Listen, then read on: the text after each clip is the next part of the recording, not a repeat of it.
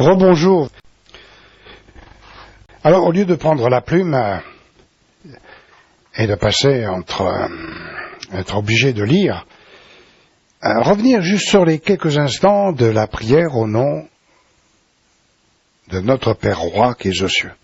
Une prière que l'Église ne connaît pas et ne peut pas formuler, puisque dans sa façon de faire et d'agir, comme toi d'ailleurs, lorsque tu as prié, tu as dit au nom du Seigneur Jésus, et tu l'as fait selon l'Écriture, parce que en présence de Christ, en étant deux, nous étions donc les deux ou trois dont le Seigneur parle. Et donc tu as été scripturaire. Moi-même, j'ai terminé par Amen. Je n'ai pas tout entendu ce que tu dis, donc j'ai terminé ma prière par Amen. Je n'ai pas dit Amen à ce que tu as dit, non pas parce que je n'avais pas de respect, mais parce que je n'ai pas tout entendu. Un problème d'audition. Le fait que, bien souvent, dans les prières, on a tendance à baisser la voix au lieu de l'élever. Et dans l'Assemblée, tout se fait au nom du Seigneur Jésus, parce que tu semblerais hautain si tu disais simplement Amen, en ton propre nom. Parce que tu n'es pas seul. Tu es en présence d'autres frères, d'autres seigneurs, auxquels Jésus a promis, dès qu'il y aurait deux seigneurs, puisqu'il est le Seigneur des seigneurs, et dès que deux ou trois seigneurs seraient assemblés en son nom, donc tu vois, c'est une association de versets que tu accrédites ou pas en disant non, ma femme c'est un, moi c'est deux, mes enfants c'est trois. Mais c'est toujours le Seigneur de ta maison. Et Jésus ne fait alliance qu'avec des hommes dans les Écritures. La femme, bien sûr, priera, elle sera entendue, c'est pas le sujet, mais c'est au niveau des alliances, il ne faut pas tout mélanger. Et dans la prière dont je t'ai rappelé, celle que l'Église ne pratique pas, celle du roi, notre Père Roi qui est aux cieux, que ton règne. Non, de qui on parle? Si on parle du règne, et qu'à juste avant on dit notre Père, forcément, c'est qu'il est roi. Et si tu peux parcourir la parole rapidement, comme tu le fais comme tu es vif d'esprit, il n'y a qu'un seul trône dans les cieux. Il n'y a pas le trône du Père et le trône du Fils à la droite du Père. Un seul. Tu lis les deux dernières références, par exemple, dans l'Apocalypse, il n'y a qu'un seul trône. Et Jésus reste assis à la droite de celui qui devrait régner, puisqu'il est le chemin qui nous a conduits à lui.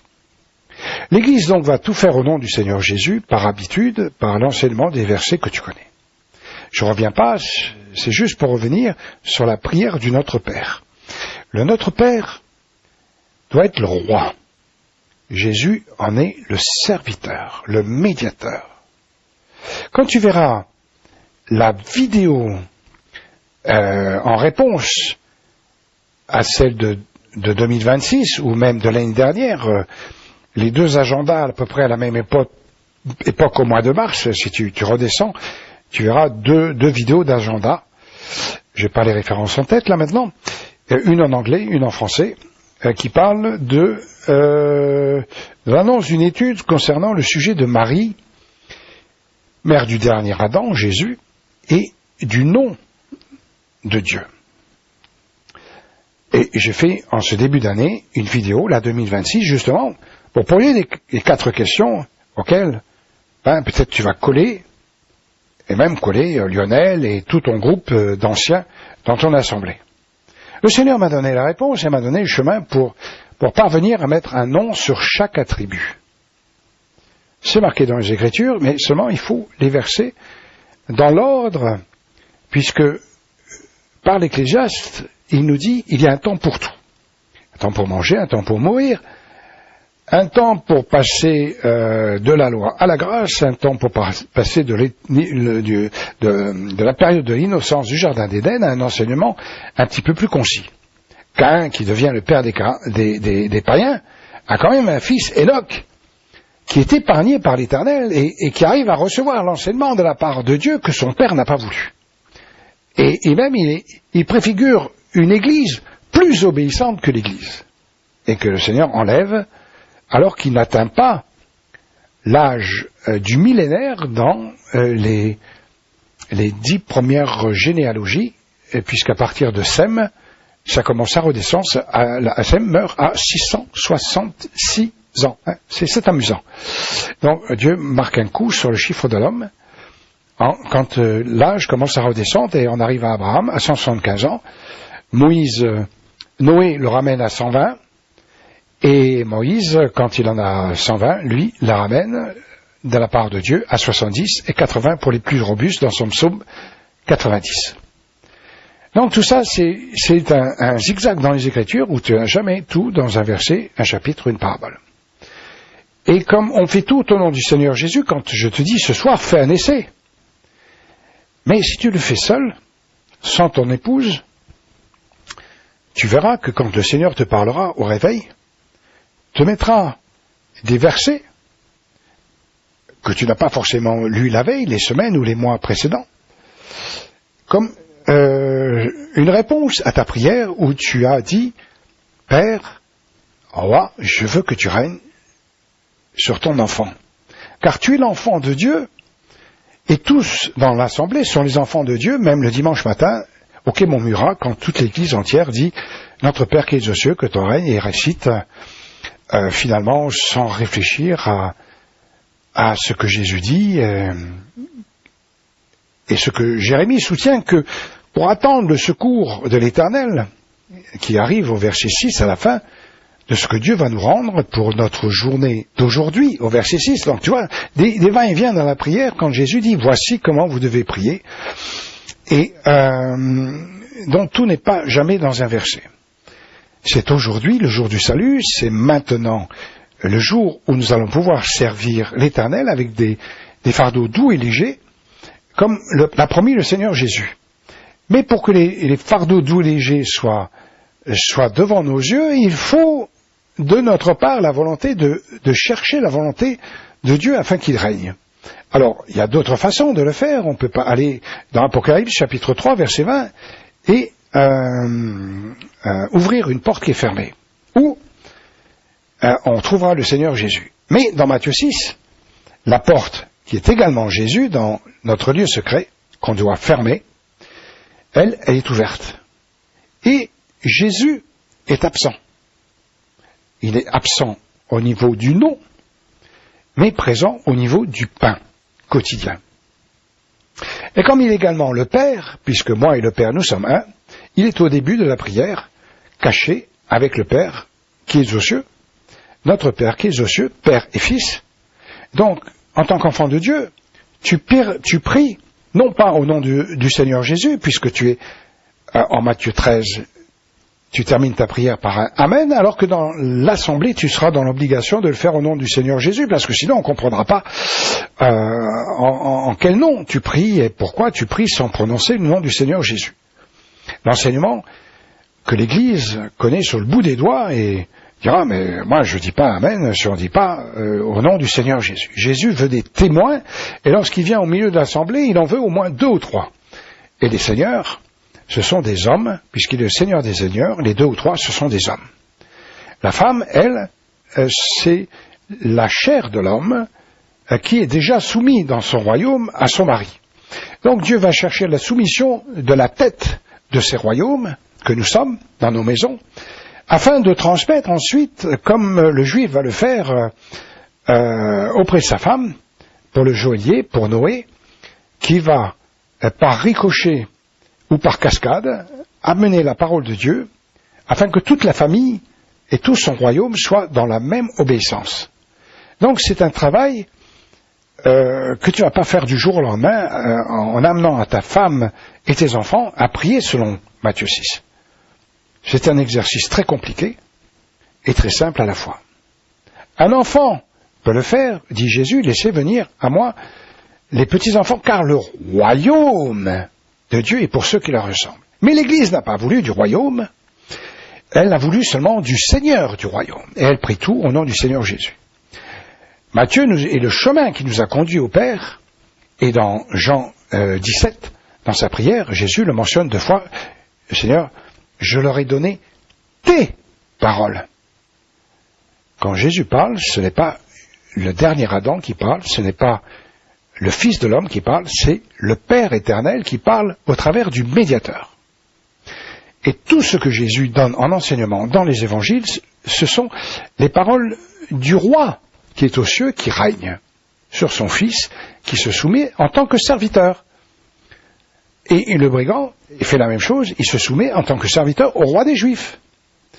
C'est en cascade également pour nous, après dans l'autre sens, au niveau de l'homme, qui se soumet en tant que serviteur avec sa femme, qui se soumet à son Seigneur de Marie, à ses enfants, qui se soumet à leur Seigneur de Père.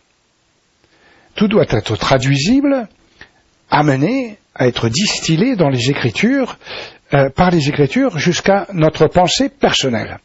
Donc maintenant, étant enfant de Dieu, tu as tous les versets qui le confirment, puisque tu t'es placé sous la grâce, et en te plaçant sous la grâce, en parlant du Seigneur Jésus, tu sais que désormais la couronne de justice, comme Paul, t'est réservée, même si pour toi c'est pas la vie éternelle. Mais c'est le deal dans Matthieu chapitre 19, verset 29.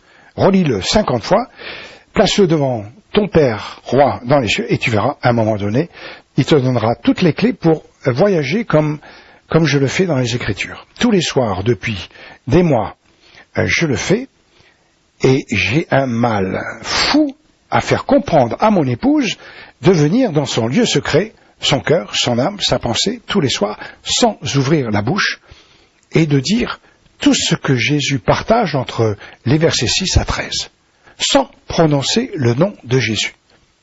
Incapables, nous sommes de le faire tellement nous sommes habitués à tout faire au nom du Seigneur Jésus, et Paul nous enseigne à tout faire.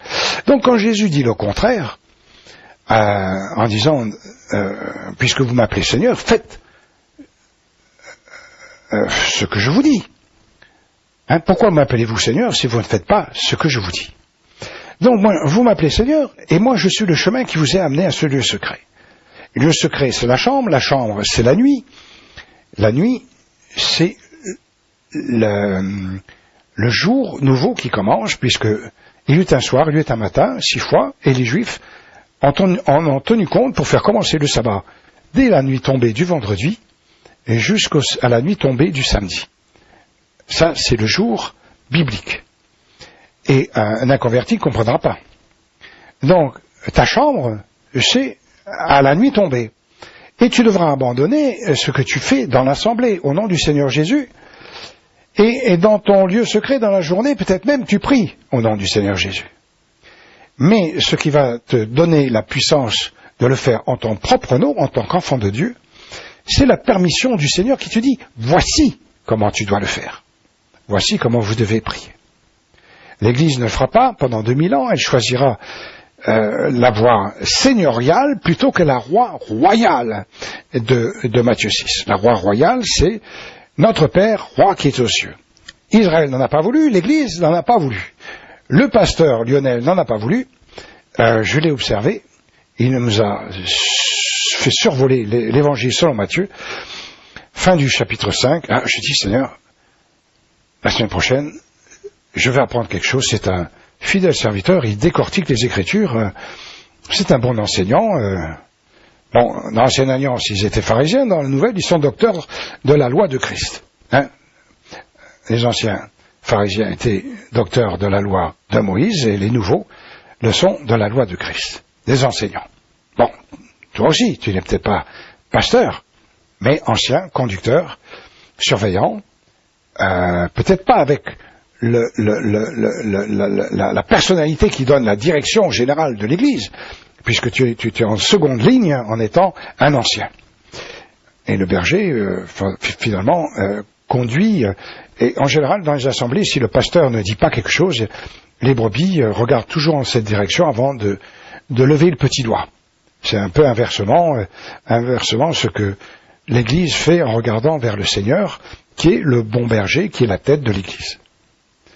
Donc, ta femme, si tu la mets dans la confidence de cette conversation, du partage que nous avons eu en toute fin dans les dernières minutes, concernant la prière de notre Père Roi, eh ben, il faut juste savoir que si tu le fais seul, tu seras dans la même disposition que moi après des mois avec mon épouse, qui ne comprend pas depuis... Alors, j'ai fini le livre, c'était en 2020, et c'était la goutte d'eau qui a fait déborder le vase. Elle relisait l'écriture, elle faisait des corrections, et à un moment donné, elle avait assez de relire et choses. Et quand je suis arrivé avec l'édito en septembre 2023, je lui ai demandé de faire la même chose.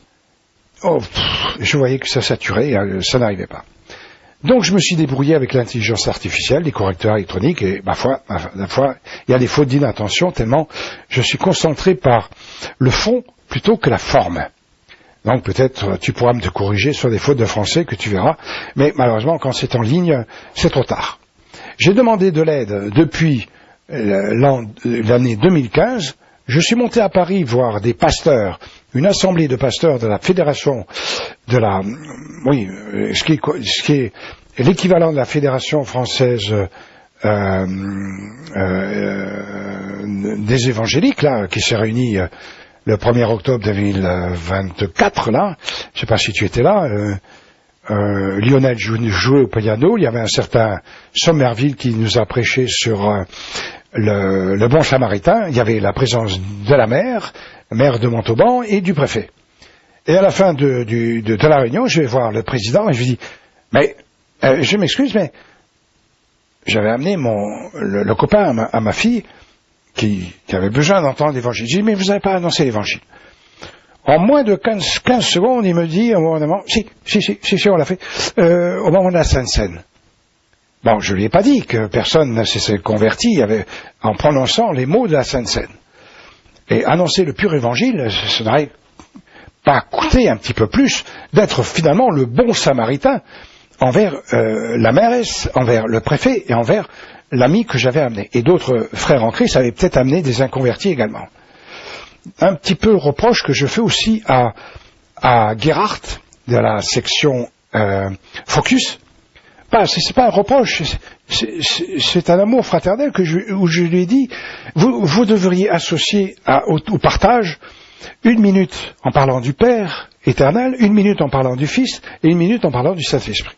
De tous ces attributs que le Seigneur met devant nous et qui ont un enseignement multiple et varié dans l'ensemble des Écritures. Il y a toujours quelque chose à dire, pas obligé de tous les dimanches de dire la même chose, mais de donner une fraction et puis de dire c'est Christ. Il faut être christocentrique et tourner vers le roi Père.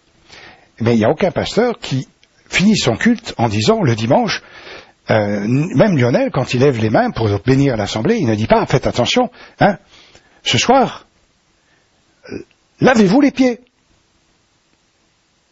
Vous avez quitté l'assemblée, vous avez goûté le pardon de Christ.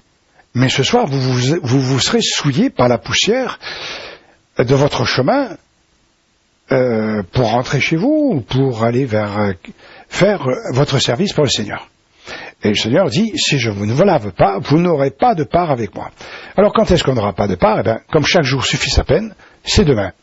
Et on revient dans Matthieu 6, c'est pour ça que peu importe le sujet que tu vas avoir à l'esprit, si tu reviens dans Matthieu 6, effectivement le Seigneur dit qu'il veut me laver, et c'est tous les soirs, puisque c'est le secret de ta chambre, au moment où tu vas fermer tes yeux, les yeux de ton cœur, de ton âme et de tes pensées, et juste avant, tu vas faire cette alliance pour le jour suivant, le aujourd'hui, donne-nous aujourd'hui notre pain quotidien. Et quand est-ce qu'on doit le demander? Eh bien, comme c'est aujourd'hui tous les jours, c'est chaque jour, et donc chaque jour, on revient dans Matthieu 6, verset 6, faire cette allégeance. Alors, c'est une allégeance, moi j'appelle des vœux, ou des désirs, et toi tu les traduis comme tu veux. Mais ces paroles, tu devras les prononcer en sachant que c'est sans le nom du Seigneur Jésus. C'est en ton propre nom. C'est-à-dire que tu mets ta tête, un peu comme Jean-Baptiste, il faut qu'il croisse et que moi je diminue. Tu mets ta tête, Seigneur, je dis, je les fasse. Je ne veux faire que ta volonté afin que tu règnes. Tu débutes ta prière comme ça, et comme c'est notre Père, c'est que ton règne vienne sur ma famille et moi, sur mon assemblée, sur l'Église. C'est au futur, c'est pas forcément quelque chose qui sera là demain. La volonté de Dieu, c'est pareil. Famille, toi d'abord, famille, et assemblée, et l'Église dans son ensemble. Et donne-nous notre pain, c'est pareil. Pardonne-nous, c'est pareil. Ne nous induis pas, c'est pareil. Toi d'abord, ta femme, tes enfants, tout décliné jusqu'à l'assemblée et jusqu'à... Donc, le Seigneur, voyant que tu aimes finalement tout ce que tu me reproches de ne pas faire, qu'il faut se tourner vers les autres, et que de ce fait je suis isolé, eh ben, si tu fais cela, et que ta femme ne le fait pas de son côté, tu vas te trouver à un moment donné isolé. Tu vas avoir tellement de choses à partager que le Père va te rendre en Matthieu 6, verset 6, il te le rendra. Il te rendra de ce moment qui est dans ce lieu secret, alors que tu n'as même pas prononcé le nom du Seigneur Jésus pour te soumettre à son Père, le Roi. Celui qui est assis sur le trône dans le ciel et auquel Jésus n'est que le bras droit assis à sa droite. Et où l'Église demande, en ce nom de Seigneur des Seigneurs qui est assis à la droite, que Jésus intervienne auprès du Père afin que nous soyons exaucés. Mais l'Église n'a pas l'habitude de parler chacun en son propre nom. Et le Amen de Matthieu 6, ce n'est pas au nom de Seigneur Jésus, c'est Amen tout simple. C'est Wilfried qui dit Amen, comme moi je dis Amen, des fois je m'endors à verre. Et si tu t'endors, tu verras que à force de le faire jour après jour, semaine après semaine, mois après mois, tu vas t'endormir, des fois tu arriveras à la moitié, et le Seigneur, conscient que tu as fait tous tes efforts pour qu'il règne la journée précédente, et ne faire que sa volonté, va te réveiller et dit, t'as pas oublié quelque chose, et tu vas avoir le souvenir où tu t'es arrêté dans la prière. Tu seras le Samuel, t'as pas oublié quelque chose, et le Seigneur va te réveiller. Donc si tu restes dans Matthieu 6, tu ne vas pas comprendre ce que je dis par rapport à Samuel.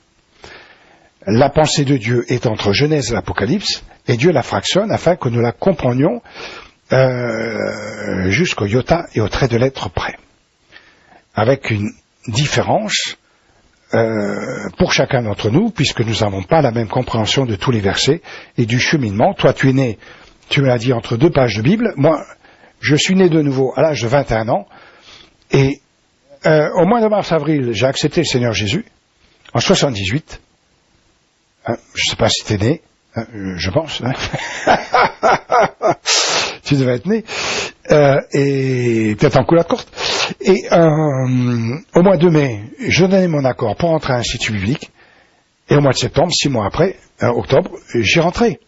Je ne connaissais rien des Écritures, à part Jean chapitre 1, verset 29, voici l'agneau de Dieu qui est le péché du monde. Et le Notre Père que j'essaye de vous enseigner. Mais à cette époque-là, je ne le connaissais pas comme le Seigneur me l'a enseigné, puisque les pasteurs, comme Lionel, quand il est arrivé au chapitre 6, tu sais ce qu'il a fait. Si tu étais là, ou si tu n'étais pas là, je ne sais pas. Il a fait comme nous sommes des brebis, il a fait un saut de mouton, il est passé au-dessus de la prière pour continuer plus bas. Il n'a pas dit un mot sur le Notre Père à qui il propose par cette liturgie que vous avez avec ce partage de la confession de foi que vous dites de temps en temps, ce credo, tantôt c'est le credo, tantôt c'est notre Père, mais pourquoi l'Assemblée dit notre Père qui est aux cieux si le pasteur n'enseigne pas? L'enseignement pastoral ne peut pas être fait à son assemblée pour faire que la volonté de Dieu afin que Dieu règne, si le Père, roi, ne règne pas déjà sur le pasteur de l'assemblée, qui fait tout au nom du Seigneur Jésus, qui accepte la seigneurie de Christ, qui se soumet à Christ, mais qui a oublié de se soumettre au Père, le roi. Notre Père qui est aux cieux, que ton règne vienne, et la fin de la prière, en demandant d'être épargné, que Satan nous appelle Job, on dit comme le brigand, Père, c'est à toi qu'appartient de régner dans tous les siècles sur ton enfant. par ta puissance, afin que tu sois glorifié. Et dans tous les siècles, il y a le jour de demain.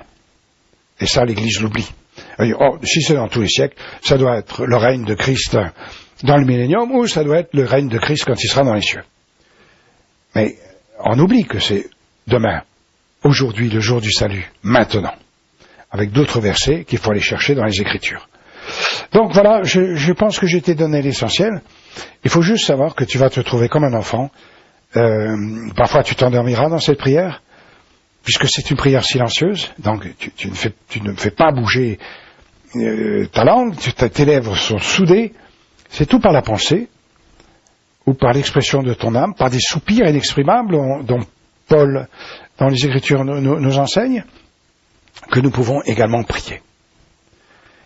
Et dans la journée, ensuite, comme tu es venu en ton propre nom, et que tu es tout seul, le nom de Jésus n'est pas nécessaire d'être prononcé, puisque notre Père qui est aux cieux, Jésus dit, moi et le Père nous sommes un. Mais l'Église ne pense jamais, quand elle dit notre Père, que Jésus est avec le Père. Parce que l'association des versets entre Matthieu 6 et Jean 10 est trop loin.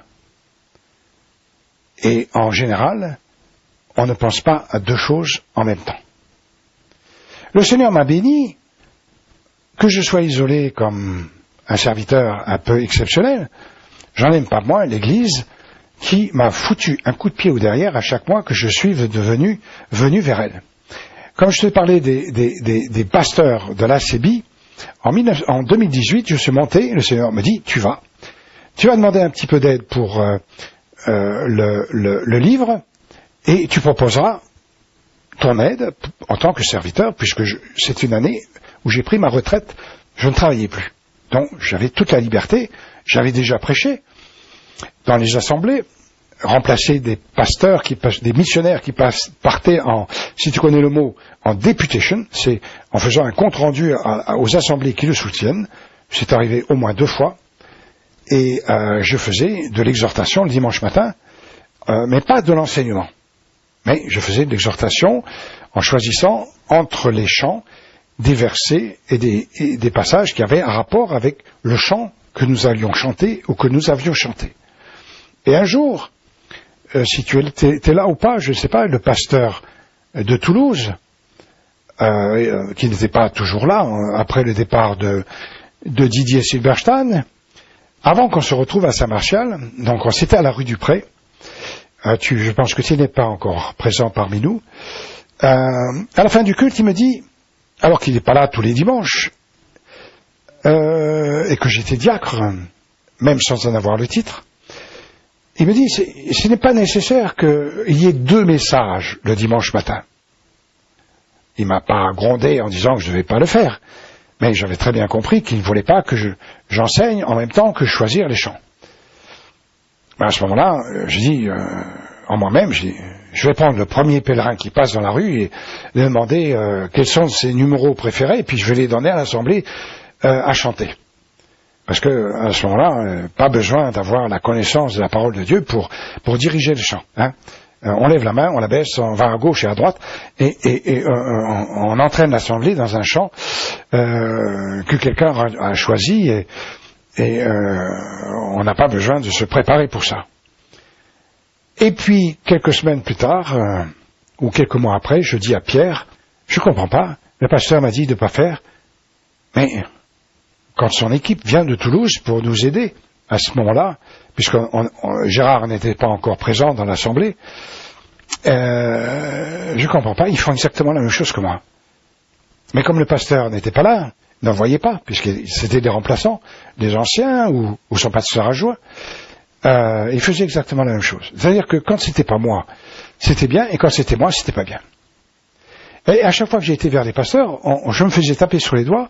Vers Gérard, je dis, le Seigneur veut que j'enseigne, et il vient avec ses 2 anciens en me grondant, en disant, on est un petit peu inquiet, parce que j'avais dit au pasteur par le passé que j'avais pas forcément les connexions qui me permettaient d'avoir une sagesse selon mon désir, selon la parole de Dieu que je lisais. Il manquait quelque chose du côté pratique. Et comme je lui ai parlé en plus que j'avais une adversité sur la route dans mon travail, parce que je circulais avec un 44 tonnes sur des routes de campagne où les gens arrivent à 80-90 km/h et moi je roulais à 60, et j'aurais bien voulu que je ne sois pas là.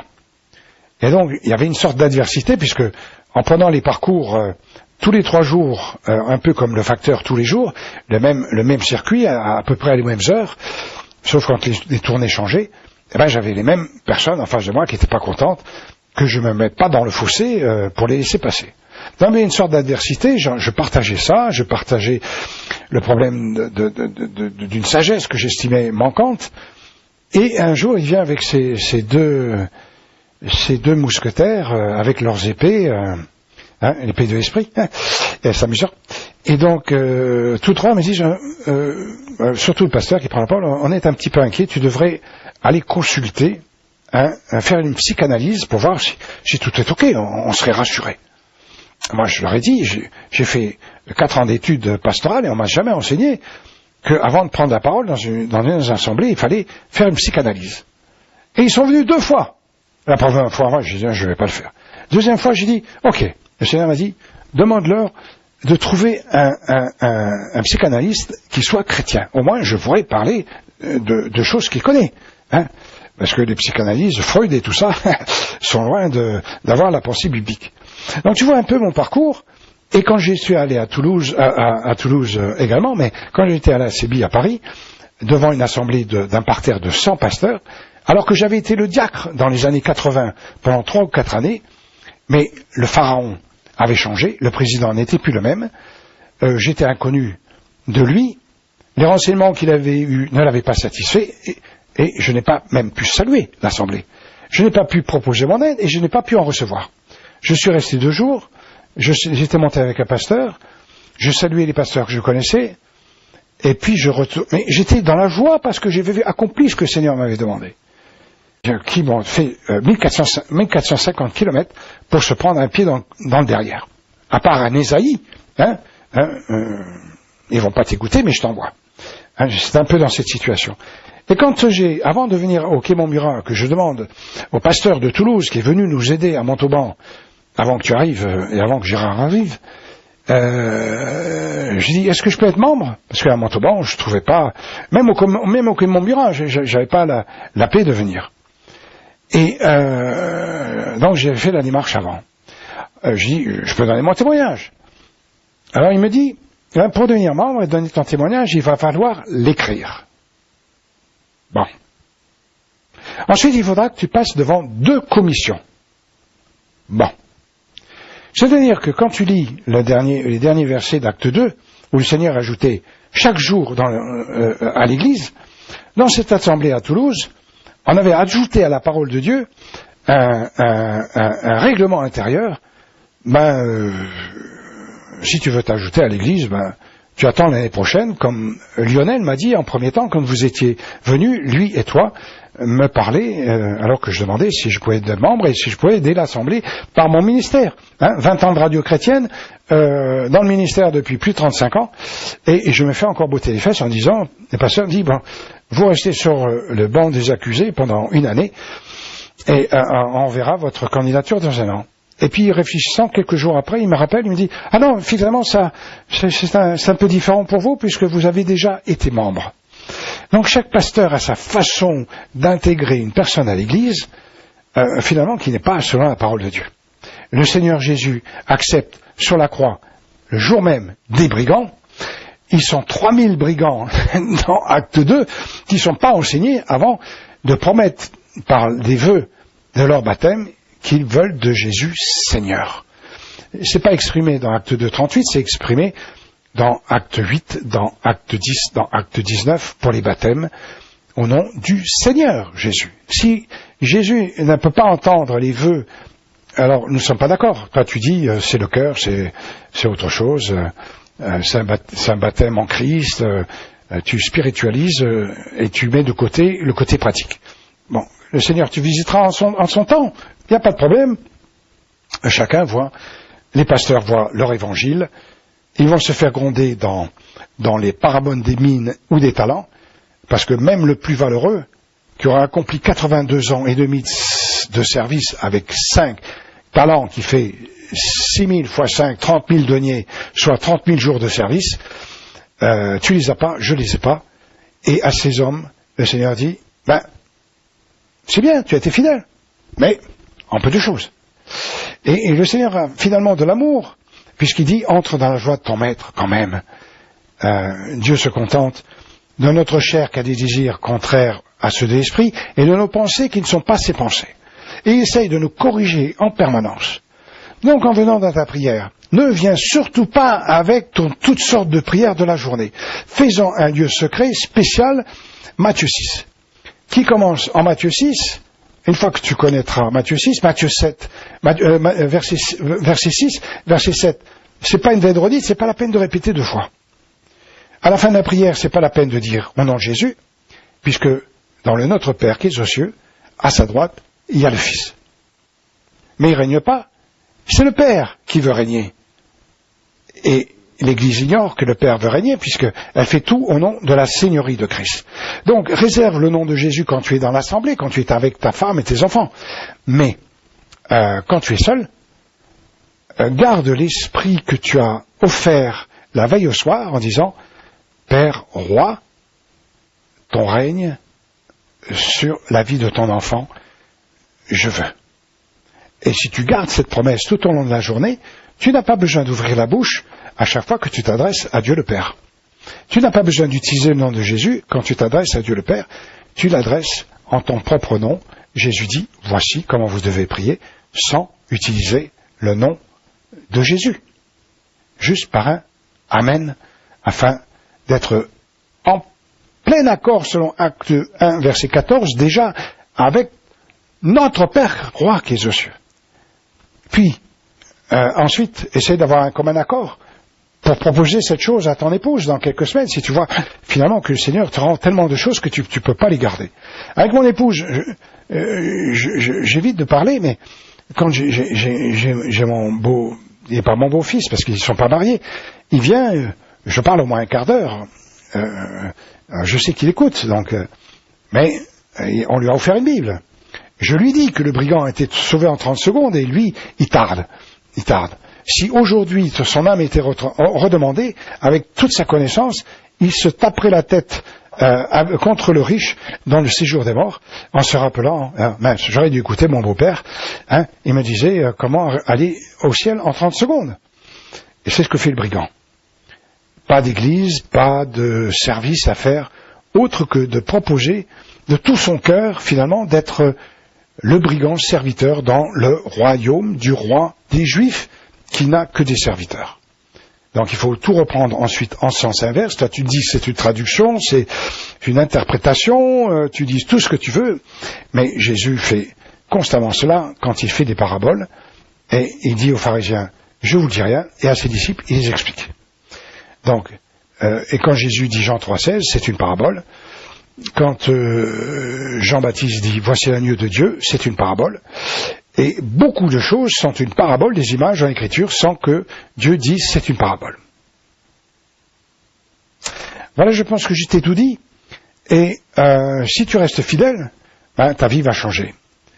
Déjà, toi, tu vas être perturbé en recevant Matthieu 6, et il vous rendra. Et quand Dieu rend, un autre verset dit, c'est au-delà de ce que nous avons demandé et pensé. Infiniment. Le mot infini. Et alors quand tu seras submergé de vouloir et de faire de la part de Dieu, alors que tu en as déjà, puisque tu accomplis la volonté de Dieu de façon scripturale, dans ce que tu arrives à lire et à comprendre et à mettre en pratique, là c'est un vouloir et de faire supplémentaire qui n'est pas dans ta lecture, mais qui est spécial et est rendu comme ton agenda pour la journée d'aujourd'hui qui suffira à sa peine. Quand tu comprendras, à chaque fois que tu auras une pensée, puisque tu as demandé à ton Père de régner, tu ne refuseras pas de ce que l'Éternel met dans ta pensée. Et tu le feras. Tu le feras avec joie, parce que tu vois que tu trouveras un appui sur les Écritures que tu connais déjà par cœur. Mais ce ne sera pas forcément le verset que tu as lu le matin. Et le Seigneur te mettra devant les yeux d'autres choses que dans les versets que tu as lus, avec une compréhension un peu différente, comme j'essaie de t'expliquer, et qui fait un petit peu ma solitude. Alors, peut-être, comme dit l'Écriture, si quelqu'un n'est pas obéissant complètement à l'Éternel, va vers ton frère et dis-lui, et à ce moment-là, tu as gagné ton frère. Donc, si je te gagnais à notre Père, à la cause du royaume des cieux, du roi Père, en ne voulant faire plus que sa volonté, alors que le Fils était soumis au Père. Donc, en étant soumis au Christ dans l'Assemblée et au Père lorsque tu es seul, tu accomplis finalement ce que Christ est venu faire en étant le médiateur qui nous a conduits à Matthieu 6, verset 6, à ce lieu secret, afin que nous nous débrouillions sans Christ quand nous sommes seuls. Juste entre le Père roi, avec son Fils à sa droite, avec l'enfant que nous sommes, sans le nom de Jésus. Le voile est déchiré, nous avons une entrée dans le lieu très saint, en Matthieu 6, verset 6, que j'appelle la Shekinah. Un face à face à la Moïse, ton visage ne va pas rayonner, mais ton cœur va bouillir, ta femme va s'en apercevoir, elle va dire, tu parles de Jésus plus que d'habitude. Tu me fais peur. Ma femme a pris peur.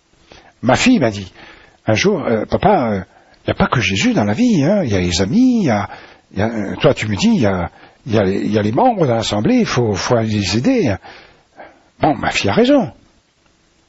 Mais moi, je fais ce que Dieu me demande. Et à chaque fois que je vais vers les frères, je me prends un coup de pied dans le derrière. Je te l'ai raconté, je ne vais pas recommencer. Donc, je suis peut-être un petit peu à l'écart, mais je suis chaud dans mon cœur, dans mon lieu secret, avec notre Père qui est aux cieux. Tous les soirs. Et alors, il me pousse dans les éditos, quand tu verras la vidéo 2026, et quand tu verras les réponses, et quand tu verras les autres vidéos, dans la playlist, vous avez un message, You Got Mail, où par exemple, tu vois Meg Ryan avec Tom Hanks, une parodie sur l'amour que devrait avoir l'Église, en disant, comme Meg dit à Tom, il dit, je voulais que ce soit vous, j'espérais que ce soit vous.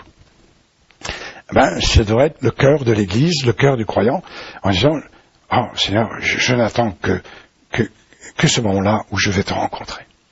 Et donc c'est une parodie, et puis tout en dessous de la vidéo, il y a plein de liens qui envoient vers d'autres, afin qu'il y ait un enseignement un petit peu plus complet. Paul aurait, non seulement il aurait fait la vidéo que j'ai fait, je me fais tout à tous, mais en plus je pense qu'il aurait été le producteur qui aurait fait le film pour avoir cet extrait.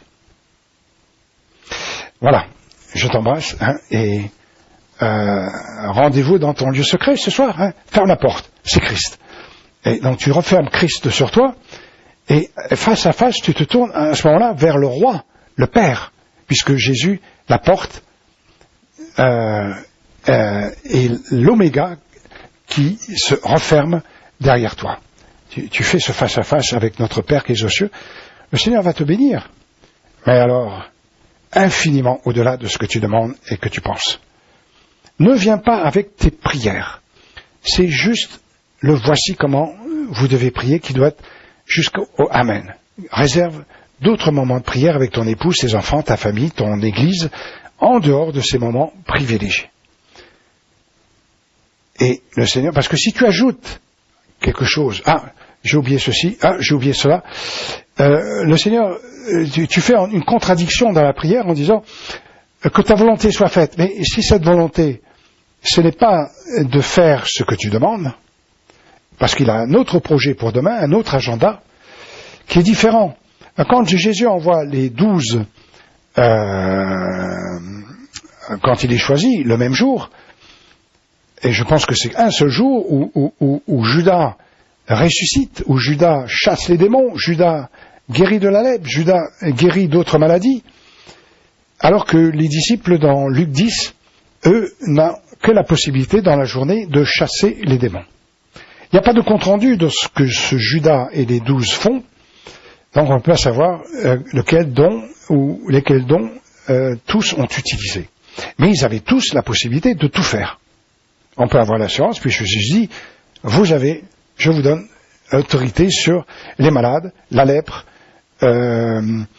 la guérison et jusqu'à la résurrection. Et on a dans les Écritures que Paul qui fait cela. Et quand Lazare décède, Jésus n'envoie pas les disciples guérir, et parce qu'ils n'ont plus. Ils n'ont plus cette autorité. Elle a été le moment de la journée que Jésus appelle « chaque jour suffit à sa peine ». Et chaque jour, vous aurez un fardeau doux et léger. Je t'embrasse, frère. J'espère que je t'ai pas trop ennuyé dans ce partage. J'ai pas écrit, comme ça. Mais au moins, tu peux garder la vidéo. Et alors peut-être que je vais la transcrire et tu la retrouveras un jour, 45 minutes quand même, dans un YouGov Mail. C'est-à-dire, vous avez un message, et il s'appellera peut-être, vous avez un message Will, ou quelque chose comme ça. C'est amusant. Parce qu'il y a de l'enseignement. C'est l'enseignement que le Seigneur me donne tous les jours. Alors, si tu l'as pas assimilé, digéré, prends tout le temps. Le Seigneur va faire modifier les iota et traits de lettres auxquels tu t'attaches depuis tant d'années, afin de les remettre dans l'ordre, afin que tu comprennes tout ce qu'il me donne et dont je suis encore incompris. Je t'embrasse. Allez, à bientôt. À bientôt sur la chaîne de l'édito. Bien que déjà souligné, André Gérard vous conseille, comme toujours, de finir uniquement avec la parole de Dieu afin de laisser l'édito derrière vous. Et vous fait ce rappel important que tout de la pensée de Dieu n'est jamais dans un verset, chapitre ou une seule parabole. Le Seigneur Jésus me l'a enseigné lui-même qu'il ne faut pas rester dans notre analyse de la Bible dans un verset, un chapitre ou une parabole. Car la Bible entière est la parole de la pensée de Dieu, pour l'homme. Que le Seigneur vous bénisse, et que le nom de l'Éternel soit béni, loué, glorifié.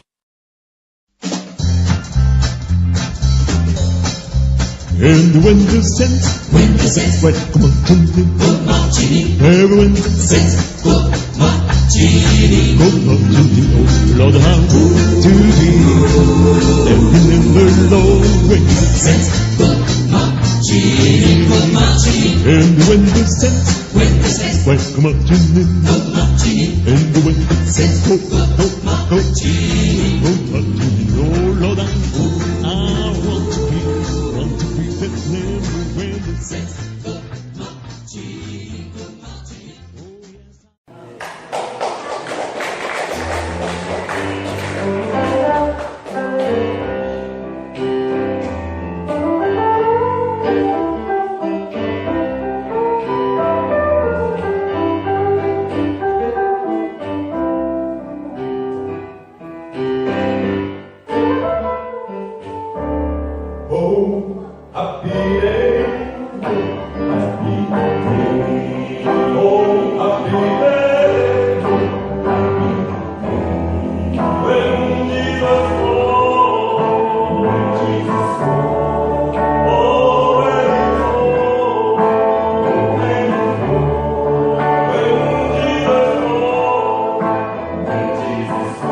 He